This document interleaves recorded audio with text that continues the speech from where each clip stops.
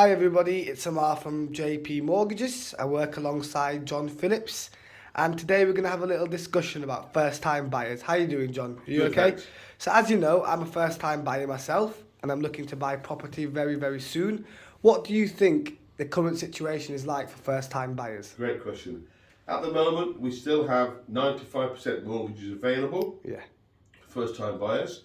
You've got to have a really good, clean credit history to Yeah. get that kind of 95% mortgage. Yeah. The rates are about 5.6% to 5.8% fixed for 5 years. Yeah. Great rates. And being a first-time buyer, you've got to make sure that all your ducks are lined up. I.e., you've got good income, it's affordable, you're not behind with anything at all, your deposit's there, and we could also take the deposit from your mum and dad or auntie and uncle to support you. So Right. the trick is, being a first time buyer, get out there, look at loads of houses, loads of them. Yeah. If they're empty, go in there with your phone and take all the photos. Yeah. Come back and talk to us, and we'll talk you through what we do next. And with the current interest rates, do you think it's a good time for first-time buyers to purchase their first property? Absolutely. At the moment, going towards 2023, properties will be dropping in value due Right. to the state of the country, inflation. We've had COVID to deal with. There's been a lot of money being spent within government, and houses prices are dropping. So this is the time for first-time buyers to get on the property ladder while house prices are dropping. Right, okay. And we've had a lot of interest in the tracker mortgages for first-time buyers. Would you recommend the tracker mortgage or to get fixed in to a fixed I product? would say at the moment, the way rates are going, a fixed rate would be good. Yeah. But being a whole market independent broker, I look at the whole lot and I'll guide you on both. Okay. End of the day, you choose. But affordability is very key. We've got to make sure that everything's good. Your credit's really good. You've got to pass their credit score as a high street lender. But we have all the banks and all the building societies on one computer updated daily. So 95% mortgages are available now. Yeah. Whether they're going to stay or not, we don't know what's happening. You know, the country is in recession. Yes. Let's not forget that. If it gets any slower, these products could go. So now is the time to buy. Yeah. Oh, cheers for that, John. Thank you. you.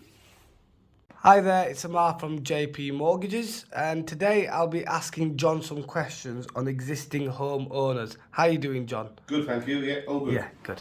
So to start off with, the first question is, what is your advice on existing homeowners that are currently coming to an end of their cheap fixed product that they could have had for 5 years, 10 years, or 2 years? Great question. The first thing to do is to have a chat with your existing lender, if it's, let's say, the Halifax or NatWest, and see what they offer. And if they offer you a good rate, make sure you try and pick a rate without any completion fee or application fee of £1,000. So go for a decent rate. Obviously, you're going to be in for a bit of a shock. Rates are nowhere near what they're going to be double to what you've been just come off. But try and pick a product that doesn't have an extra £1,000, which they're very good at adding to the loan, and that obviously is added to the loan for a lot of years. So Yeah. just look at what they've got to offer first, and then obviously if you're not happy, talk to someone like myself, and we'll look at all lenders in the UK for you. Yeah. And you mentioned before that you can source and filter Yes. through the products depending on the client's needs and the client's circumstance. Just explain a little more about your source and filtering system. Right, we have a system which has all the banks and building societies, the whole of the UK, on one computer updated daily. So we put your information in, and we look at all the APRs, we look at getting you a free valuation fee, we look at the term, we look at the best products for people that are near towards retirement, Yeah. we look at the daily interest, and getting the best possible deal with all lenders on that system. So we source and filter all lenders to get you the best possible. So when we've done the remortgage for you, you never really want to have to move that mortgage again. Yeah. And that can be beneficial because some people are stuck with lenders that they don't really want to be with anymore. Right. Or other lenders might have cheaper rates. And to follow on from this, what about the owners that are coming to remortgage but they want to raise some more money, as we call it, capital raising, whether that's for paying off debts or home improvements or even purchasing another property? What would your advice be to these sort of homeowners? Again, have a look what is available with your existing lender. When you're borrowing more money, the whole thing changes. It is a brand new mortgage application. It's important you understand that. It's a whole brand new mortgage application. So lenders are very tight on lending now. They want to know so much. So I would say get a phone call in with someone like myself, and we will look at the whole of the market. But do have a chat with your lender first. Depends on what you want the money for. You can go to your lender and say one question wrong, and that's it. The whole application is finished. They're not happy with it, what you've told them. So it's very important, if you want some extra money, whether it's for home improvements, capital raising, for deposit for your son, your daughter, say that one wrong thing to that lender, it doesn't fit with them, I'm sorry, we can't help. So I would always go to a broker for that advice. That's good. And we've seen this quite often at the moment, and as you know, during COVID and the past couple of years, some people may have suffered financial issues, which has resulted in ruining their credit file, making it poor. Now, for these sort of clients, what would you recommend if they came to an end of their fixed rate and they needed to remortgage? Okay, great question. These clients that have got a distorted credit file showing fair or poor, to get any more money from their existing lender is going to be a slow no because of the credit file. It won't pass the score. Yeah. So, however, they may offer you a rate, a better interest rate, as long as you do not do anything with your mortgage term at all. So don't extend the term, don't borrow any more money, you just want a better rate.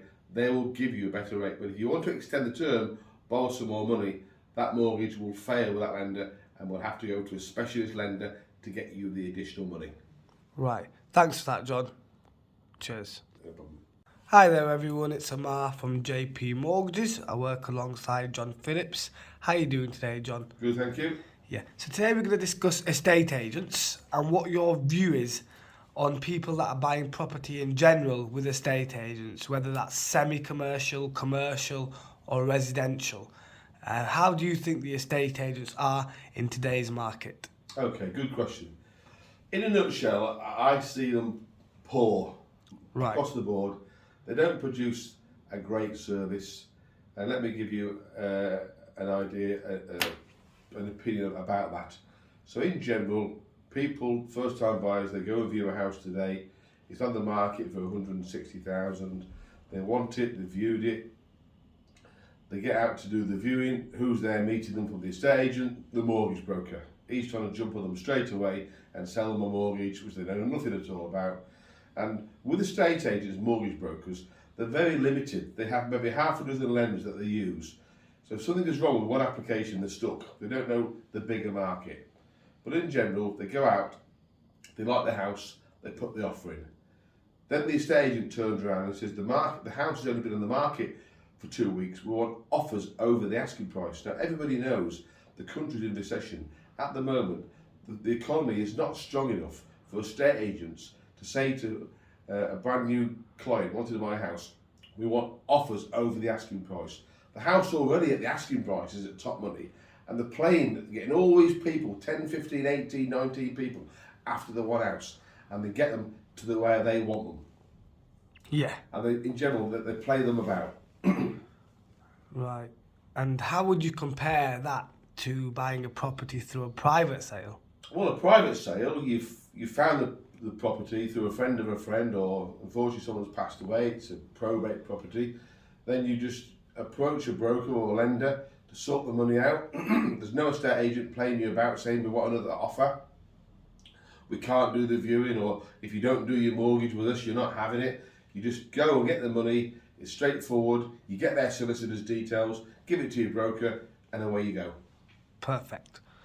And another question I had, John, is these days are you seeing a lot of down valuations with estate agents? And if so, how are they dealing with that? Great question. At the moment, we are in a marketplace where properties are down valuing. So the estate agents put their house up at maximum money. The man from the bank goes out, Royal Institute of Chartered Surveyors, and does his comparables within the area, and the property may down value between £10,000 and £15,000. That is what the property is worth. Right. And that will be with any value going out from any lender. So the estate agent then has to go back to their client and say, oh, guess what? The property valued by 15 grand. But it was the estate agent that at the outset that has told the buyer to put it up at this money. So they're down. Right. 9 times out of 10, that's the price what they should buy the house for. Perfect. Thank you for that, John. Thank you. Hi, John. How are you doing today? Good, thank you. Yes. So today we're going to be talking about second charges. And for everyone watching, could you just explain what a second charge actually is?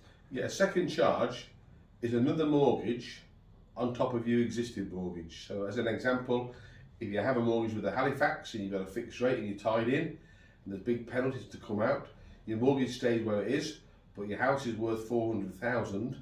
You have a mortgage on it of 130 with a Halifax, that stops as it is, and we go to another lender and get a second charge for the extra money that you want for whatever purpose you want it for anything.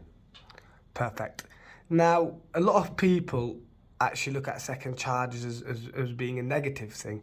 Now, could you just explain some of the benefits of a second charge? Yeah, so the good news about second charge is affordability is really, really good. Yeah. On second charges compared to a normal mortgage application. There's very rarely solicitor fees involved, Yeah. so they just send the money straight over. The transaction is a lot quicker Yes. than the normal mortgage, and you can borrow money for whatever purpose you want. Oh, So really? just to recap, you've got a house with a Halifax worth 400,000, you have 130,000 on it, you want to borrow another 150,000 to buy some more properties, etc. We can do that. So what happens is you borrow the extra money on top Yeah. of the Halifax, you put it on interest only so it's cheap. Yeah. When the fixed rate finishes on the Halifax, we Yeah. rehash the whole lot and pay the second charge off, and away you go. Good. So just to confirm, with a second charge, there's no solicitors involved. The affordability is much better than an actual mortgage, and you can raise money for any purpose. Absolutely. That's good. Now, what would be an ideal situation in where someone would take a second charge out? An ideal situation is someone who's tied in with their existing mortgage. Yeah. They've got £9,000 worth of redemption penalties to pay to Yeah. come off that mortgage. They're going through a bad divorce, and the wife or husband wants to buy each other out. Okay. And wants an extra 100,000 to walk away from the house. There's an example.